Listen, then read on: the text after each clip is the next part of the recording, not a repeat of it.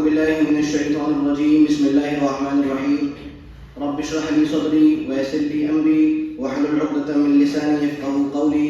وقال الله تعالى في موضع آخر: ولا يجرمنكم شنآن قوم على ألا تعدلوا اعدلوا هو أقرب للتقوى واتقوا الله إن الله خبير بما تعملون. محترم سامعین کرام، اتنی دیر سے آپ تمام حضرات اتنے ڈھیر خطبہ کو سماعت فرما رہے تھے، جس کی وجہ سے سعامت اور بوریت کا آنا لازمی ہے. اسی لیے میں بھرپور کوشش کروں گا کہ اپنی بات کو بہت ہی بریفلی آپ کے سامنے پیش کروں. سب سے پہلے میں چاہتا ہوں کہ ہم لوگ ایک بات کی طرف خاص توجہ دیں. جتنا مجھے علم ہے، نکاح کو آسان کرو اس پروگرام کی غالباً یہ 5ویں قسط ہے جس میں ہم لوگ موجود ہیں.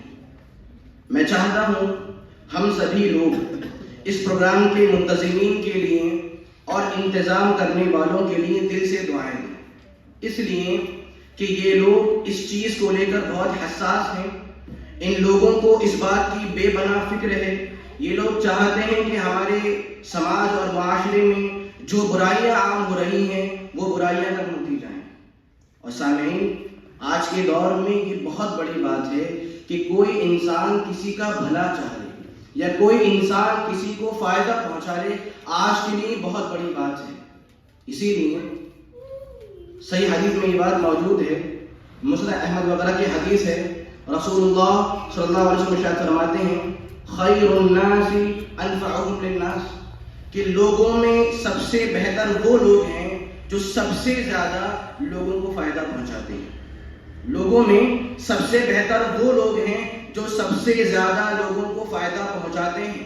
اور یقیناً یہ جو سیریز چل رہی ہے یہ ایسی قیمتی سیریز ہے جس سے ہمارے معاشرے میں، ہمارے سماج میں انشاءاللہ ایک عظیم انقلاب برپا ہو سکتا ہے. لہذا سبھی لوگ دعا کریں کہ رب العالمین منتظمین کی اس عظیم کوشش کو شرف قبولیت بخشے. آمین یا رب العالمین. محترم سامعین، ابھی تک ہم لوگ کچھ ایسی رسومات یا کچھ ایسی چیزوں کے بارے میں سن رہے تھے جو نکاح سے متعلق تیزی سے رائج ہوتی جا رہی ہیں. میں چاہتا ہوں کہ آپ لوگوں کے سامنے نکاح سے متعلق ایک الگ زاویے سے بات کروں. وہ زاویہ کیا ہے؟ دیکھیے، اگر آپ کو عربی ایک مقولہ ہے الاشیاء تعرف باضدادها، کہ چیزوں کو ان کی اپوزٹ چیزوں سے سمجھا جاتا ہے. یعنی اگر آپ کو حق کے بارے میں جاننا ہے کہ آخر حق کیا ہوتا ہے تو آپ باطل کے بارے میں جان لیجئے، حق ایسے ہی واضح ہو جائے گا. اگر آپ کو سچ کے بارے میں معرفت حاصل کرنی ہے تو آپ جھوٹ کے بارے میں جان لیجئے، سچ آپ کے لیے کیا ہو جائے گا؟ خود بخود واضح ہو جائے گا.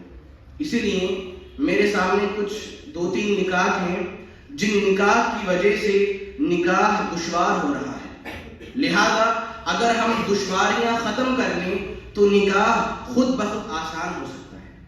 اگر ہم لوگ دشواریاں ختم کر لیں تو یہ چیز انشاءاللہ نکاح کی آسانی کے لیے بہت اہم ہونے والی ہے. لہذا میں اپنی بات کا آغاز آیت کریمہ سے کرتا ہوں.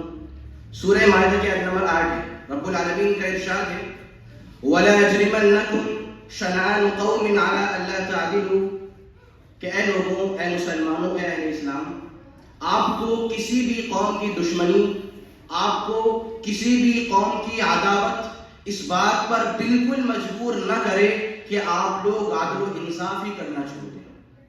آپ لوگوں کو کچھ لوگوں کی دشمنی اس بات پر مجبور نہ کرے کہ آپ لوگ عدل و انصاف کرنا چھوڑ دیں.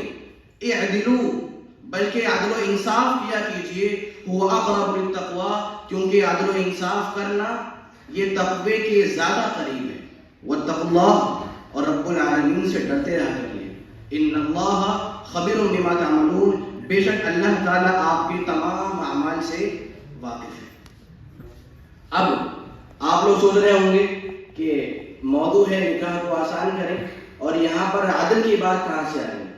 اب جو بات میں آپ کو چاہ رہا ہوں پہنچانا، ذرا اس کو غور سے سنیے گا. میں پہلے یہ بات واضح کر دوں کہ میں کسی کو بھی ٹارگٹ نہیں کر رہا ہوں. بلکہ میری بات بہت ہی عام ہے، اس لیے آپ اس کو عام رکھ کر ہی سمجھیے گا۔ ہم لوگ بہت یہ بات سنتے ہیں اور یہ بات بہت مشہور ہے کہ بیٹی کے لیے یا لڑکی والوں کے لیے نکاح کو حد درجہ آسان کر دیا جائے، لہذا ان سے مکمل جہیز نہ لیا جائے، جو کھانا وغیرہ ہوتا ہے کھانا بھی نہیں لیا جائے، اور تمام ذمہ داریاں لڑکے کے حوالے کر دی جائیں۔ یقین مانیے یہ چیز اسلام نے ہمیں جو عدل کا ترازو دیا ہے اس کے مطابق مکمل میچ نہیں ہوتی۔ ہماری کوشش کیا ہوتی ہے کہ ساری آسانیاں، ساری راحتیں، سارے چین و سکون لڑکی والوں کو مل جائیں، اور جس کی وجہ سے لڑکا اور خود لڑکے والے پستے جا رہے ہیں۔ ہماری ساری انرجی، ساری قوت، ساری کوشش اور سارا دھیان کس بات پر ہے کہ بس لڑکی والوں کے لیے آسانی ہو جائے، چاہے لڑکے والے کیسے بھی رہیں۔ اب آپ خود سوچئے، ایک لڑکا ہے، اس پر یہ بہت بڑی ذمہ داری ہے کہ وہ لڑکا اپنے گھر والوں کا خیال رکھے۔ اس کے بعد جب وہ نکاح کی عمر کو پہنچ جاتا ہے تو اس پر ایک بہت بڑا یہ بوجھ ہے کہ وہ بچہ یا پھر وہ لڑکا ایک زمین لے لے۔ اور آپ جانتے ہیں آج کل زمین لینا کوئی معمولی بات نہیں ہے، بہت پیسہ لگتا ہے۔ اب وہ بچہ زمین کا انتظام کرے، اور جب وہ زمین لے لے پھر اس کے بعد وہ گھر تیار کرے، یہیں پر ہی انسان قرضدار ہو جاتا ہے۔ اور جب اس سے آگے کی نوبت آتی ہے، جب نکاح کی بات چلتی ہے تو اس پر اتنا بوجھ آتا ہے، اتنا بوجھ آتا ہے کہ وہ انسان پریشان ہو جاتا ہے۔ اب آپ مجھے بتائیے، اس آیت کو اپنے سامنے رکھیے، کیا حکم ہے کہ اے لوگوں عدل و انصاف کیا کریں؟ کیوں؟ کیونکہ عدل کرنا یہ تقوی کے زیادہ قریب ہے۔ اب بتائیے مجھے، ہم ایک طرف تو بہت آسانی دے رہے ہیں اور ہم نے دوسری سائڈ والوں کو بالکل فراموش کر دیا ہے۔ وہ بھی تو انسان ہیں، وہ بھی تو ابن آدم ہیں، کیا ان کے جذبات نہیں ہیں؟ کیا ان کے احساس نہیں ہیں؟ بالکل ہیں۔ تو ضروری کیا ہے ہم لوگ اس بارے میں توجہ دیں۔ کیا کبھی آپ نے یہ سنا کہ بچے آپ کا نکاح ہونے والا ہے اور ولیمے میں اتنے خرچ ہونے والے ہیں، میں آپ کے لیے حاضر ہوں اور میں آپ کے تعاون کو مکمل کروں گا؟ کبھی ایسا ہوا؟ گھر بن رہا ہو، آپ پریشان نہ ہو، بیٹے آپ پریشان نہ ہو، میں آپ کے پاس آ رہا ہوں، اگر بیڈ کی ضرورت ہے تو میں اس کا انتظام آپ کے لیے کرتا ہوں۔ کیا کبھی ایسا ہوتا ہے؟ نہیں۔ بتانے کا مقصد یہ ہے کہ اگر آسانی لڑکی والوں کے لیے ہو رہی ہے تو لڑکے والوں کے لیے بھی ہونی چاہیے، ورنہ نکاح کچھ لوگوں کے لیے آسان ہو جائے گا اور کچھ کے لیے مشکل ہو جائے گا۔ اور آپ جانتے ہیں کہ آسانی اگر دونوں طرف نہ ہو تو پھر اچھے اثرات سامنے نہیں آنے والے ہیں۔ تو ضروری کیا ہے؟ آسانی دونوں طرف ہونی چاہیے، یہ پہلی بات ہے۔ دوسری بات، سماج میں نکاح جو دن بدن مشکل ہوتا جا رہا ہے، اس کی ایک بہت بڑی وجہ یہ ہے کہ سماج نے نکاح کو نکاح کہا ہی نہیں، بلکہ سماج نے نکاح کو غلامی کا نام دیا ہے، سماج نے نکاح کو قیدی کا نام دیا ہے کہ اگر آپ نے نکاح کر لیا تو آپ قید ہو جائیں گے، آپ غلام بن جائیں گے اور آپ کی ساری تگ و دو بس محدود ہو جائے گی۔ سمجھ رہے ہیں؟ شاید آپ لوگوں نے سنا ہو جورو کا غلام، سنیں کہ کانسیپٹ کیا ہے کہ بھائی اب شادی ہونے والی ہے اور آپ غلام بننے جا رہے ہیں۔ اور ایسے ہی میں آپ کو بتاؤں، میں نے خود اپنی ان گنہگار آنکھوں سے خود دیکھا ہے۔ ایک اسٹیٹس پر پچھلے ہی سال کی بات ہے، ایک نوجوان لڑکا تھا، اس کی شادی ہونے والی تھی، غور سے بات سنیں، اس کی شادی ہونے والی تھی۔ اس کی شادی کی تقریب سے پہلے اس کے دوست ایک ساتھ جمع ہوتے ہیں اور ایک کیک کا انتظام کرتے ہیں۔ اور آپ جانتے ہیں کیک کا شیپ کیا تھا؟ کیک کا شیپ یہ تھا کہ مانو ایک زنجیر ہو، اور اس زنجیر کے اس شیپ کے اوپر لکھا ہوا تھا اب تو پھنس گئے۔ کیا لکھا ہوا تھا؟ اب تو پھنس گئے۔ سماج نے نکاح کو کیا پیش کر دیا ہے کہ نکاح سلیوری ہے، کہ نکاح غلام ہے، اگر آپ نے نکاح کر لیا تو آپ قید ہونے والے ہیں، آپ غلام بننے والے ہیں۔ یہ سماج کی سوچ ہے۔ جبکہ نبی محترم صلی اللہ علیہ وسلم نے ارشاد فرمایا یا معشر الشباب کہ اے نوجوانوں کی جماعت، آپ میں سے جو شخص بھی باء یعنی نکاح کے اخراجات کی طاقت رکھے فلیتزوج، تو وہ انسان نکاح کر لیا ہے۔ جو انسان نکاح کے قابل ہو جائے، جو انسان نکاح کر سکے، وہ انسان نکاح کر لیا کرے۔ کیوں؟ کیا وجہ ہے؟ فَإِنَّهُ أَغَضُّ لِلْبَصَرِ، نکاح کرنے سے انسان کی نگاہیں نیچی ہو جاتی ہیں، اور وَأَحْسَنُ لِلْفَرْجِ، نکاح کرنے سے انسان کی شرمگاہ محفوظ ہو جاتی ہے۔ تو نبی کیا بیان فرما رہے ہیں کہ نکاح کیجئے، یہ آپ کے لیے خیر کا باعث ہے، آپ کی نگاہیں محفوظ ہو جائیں گی اور آپ کی شرمگاہ بھی محفوظ ہو جائے گی۔ سماج نے کیا کہا؟ ارے ابھی تو کھل کر جیو۔ کیوں؟ جب نکاح کر لو گے اور جب شادی کر لو گے تو پھر آپ تو قید ہونے والے ہو، اور اس قید سے آپ کو کون بچا دے گا؟ اور آپ مجھے بتائیے آج کے دور میں کون سا ایسا انسان ہے جسے غلامی پسند ہو؟ بتائیے مجھے، کون ہے جو گھٹ کر جینا چاہتا ہے؟ کون ہے جو غلام بن کر جینا چاہتا ہے؟ اب بتائیے جب نکاح خود غلامی ہے تو کون نکاح کرے گا؟ کیا یہ نکاح دشوار نہیں ہو رہا ہے؟ کیا اس سے نکاح مشکل نہیں ہو رہا ہے؟ تو ضرورت اس بات کی ہے کہ اس کانسیپٹ پر بات ہو کہ نکاح قید نہیں ہے، بلکہ نکاح خوشی کا باعث ہے، نکاح انسان کے لیے راحت اور چین و سکون کی وجہ ہے۔ یہ دو باتیں تھیں۔ آخری بات، مسئلہ یہ ہے کہ ہم لوگوں نے کبھی نکاح کے مقصد کو سمجھا ہی نہیں۔ سامعین، صورتحال یہ ہے کہ ہم لوگ نکاح کو نکاح سمجھتے ہی نہیں ہیں، بلکہ ہم اس کو ایک فارمیلٹی کی طرح لیتے ہیں اور اس کو ایسے ہی ادا کر دیتے ہیں۔ کیسے؟ میں بتاتا ہوں آپ کو۔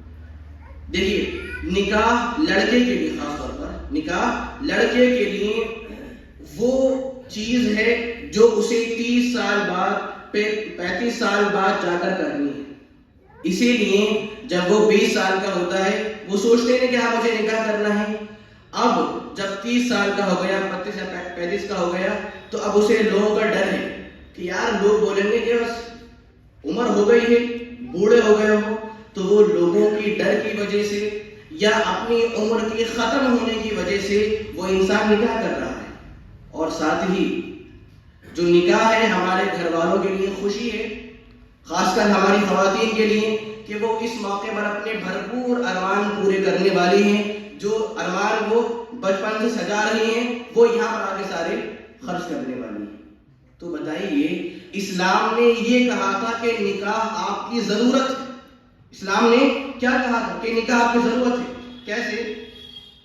سورہ روم کے آیت نمبر 21 رب تعالیٰ کا ارشاد ہے وَمِنْ آيَاتِهِ أَنْ خَلَقَ لَكُم مِّنْ أَنفُسِكُمْ أَزْوَاجًا، کہ لوگوں یہ اللہ کی نشانی ہے، یہ اللہ کی آیت ہے کہ رب العالمین نے آپ کے لیے، آپ ہی میں سے آپ کے لیے بیویاں پیدا کر دی ہیں۔ یہ اللہ کی نشانی ہے کیا؟ کہ اس نے آپ کے لیے، آپ میں سے ہی بیویاں بنا دی ہیں۔ کیوں بنائی ہیں؟ لِتَسْكُنُوا إِلَيْهَا، تاکہ آپ لوگ ان بیویوں سے سکون حاصل کر لیا کریں، تاکہ آپ کو ان بیویوں سے راحت مل جائے۔ اگر آپ مرد ہیں تو آپ کو ان سے سکون مل جائے، اور اگر آپ خاتون ہیں تو آپ کو ان سے سکون مل جائے۔ ایسے ہی سورہ بقرہ کے آیت نمبر 187 رب تعالیٰ کا ارشاد ہے هن لباس لكم وانتم لباس لهم، یہ جو خاتون ہیں، یہ خواتین ہیں، اے مردوں یہ آپ کا لباس ہیں، اور اے خواتین آپ ان مردوں کا لباس۔ ہن لباس لکم، آپ ان کا لباس ہیں اور آپ ان کا لباس ہیں، مطلب آپ ایک دوسرے کے لیے اتنے ضروری ہیں جیسے لباس کا پہننا ضروری ہوتا ہے۔ اب بتائیے اسلام نے کیا سوچ پیش کی تھی کہ نکاح آپ کی ضرورت ہے، نکاح آپ کی حاجت ہے، اور اس کے بغیر کوئی چارہ کار نہیں ہے۔ ہم نے نکاح کو اس طرح دشوار کر دیا کہ بھائی نکاح تو ایک ایسی چیز ہے جسے ہمیں ایک عمر کے خاص مقام پر پہنچ کر سوچنا ہے۔ کیا یہ ضرورت باقی رہی؟ دیکھیے، ہم لوگوں کو مال کی بہت ضرورت ہوتی ہے، ایسا ہے یا نہیں ہے؟ ہر انسان کو مال کی بے پناہ ضرورت ہے، اب کیا انسان اس ضرورت کو پانے کے لیے ہر روز کوشش نہیں کرتا ہے؟